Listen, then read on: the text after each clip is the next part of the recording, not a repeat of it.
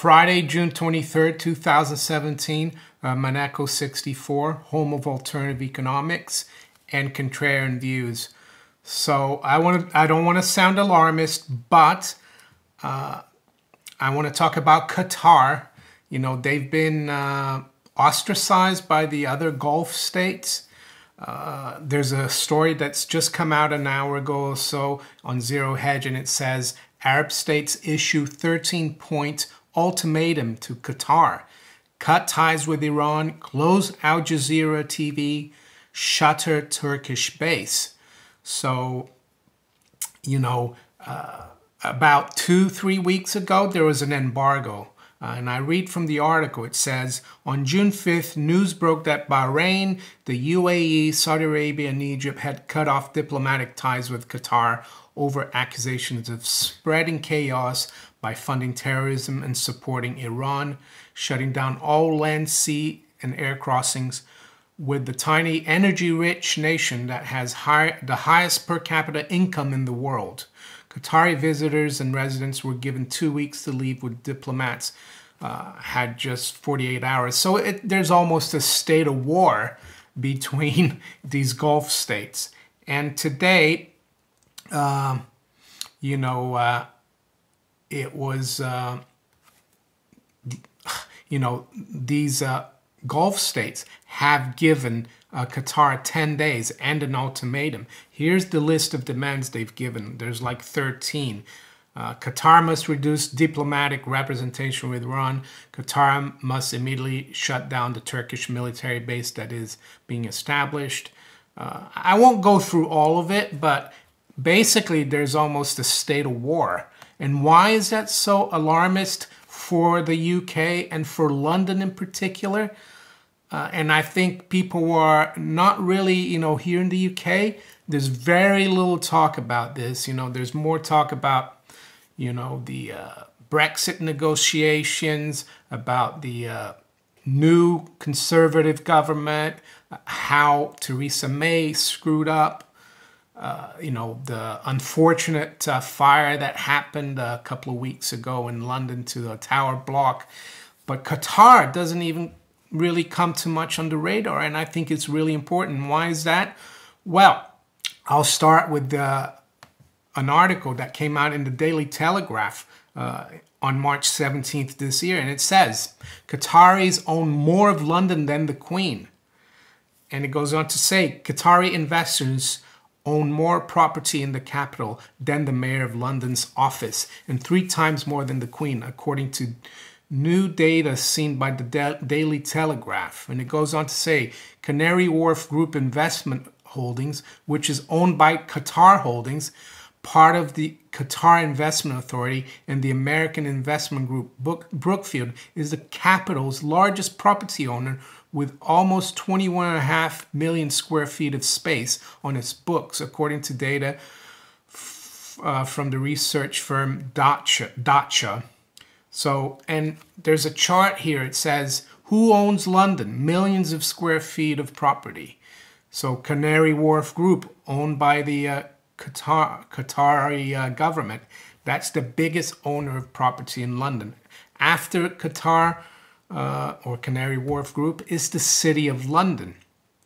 So, and they own also the Shard, which is the big, it looks like a very, like a pyramid. It's right near London Bridge Station, the Shard building. It's like an iconic building now. You know, it hasn't been around for that long.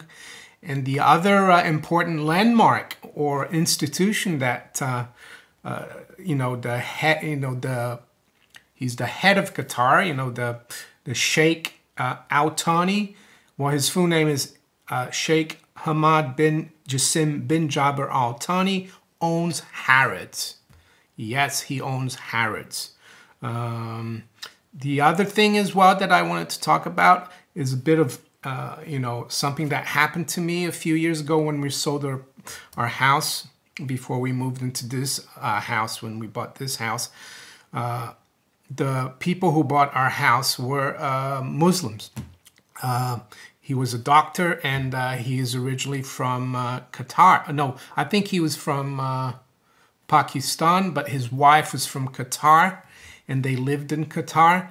And actually, I'd never realized, Qatar, there's about, if you look here, there's a list of banks in the United Kingdom. So these are banks that are incorporated in the UK, and there's about 4 Qatari banks. And you might say, what does that really matter? Well, the doctor who bought my house, he used a Qatari bank called Ara. I won't use the name, give you the name of the bank, but basically it was a Sharia law mortgage.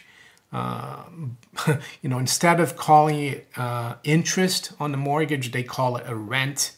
It's just a matter of semantics. It's not really different. But there's 4 Qatari banks incorporated in the UK. And so one is Al Rayyan Bank. And then let's have a look. There's Harrods Bank, which you can understand. Harrods has a bank, and it's owned by the Qatar Investment Authority. And there's also, let's see, Qatar QYB, which is a big bank as well. It's the Qatar Islamic Bank. I'm sure they're giving out a lot of Sharia law mortgages. And it's not just for Muslims, I guess. You don't have to be a Muslim to take that mortgage. And there's another Qatari bank here. Yeah. Well, actually, there's 3, but so why is this a problem for the UK? Well, the property market has recovered really well in the UK. And with this problem in Qatar and the Middle East, and this ultimatum from Saudi Arabia and the other Gulf states, this could be, as Jim Rickards sometimes says, there's like a little snowflake that starts the avalanche. Could this be the black swan, the Qatar geopolitical situation that could develop into a war in that part of the world? I mean, recently as well, the king of Saudi Arabia announced that he's going to make his son the heir apparent. And that's a big change for Saudi Arabia. Usually in Saudi Arabia, it's the older brother that once the king dies, the older brother becomes king, and so on and so forth. It's not like in the UK when the monarch dies, the heir to the throne is the son, the oldest son or oldest daughter.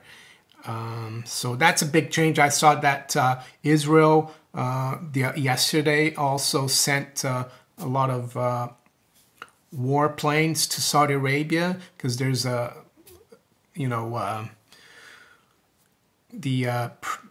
crown prince, the new crown prince, is concerned there might be a coup against the royal family from within the royal family. So it seems to be bubbling up, not only against Qatar, but within Saudi Arabia.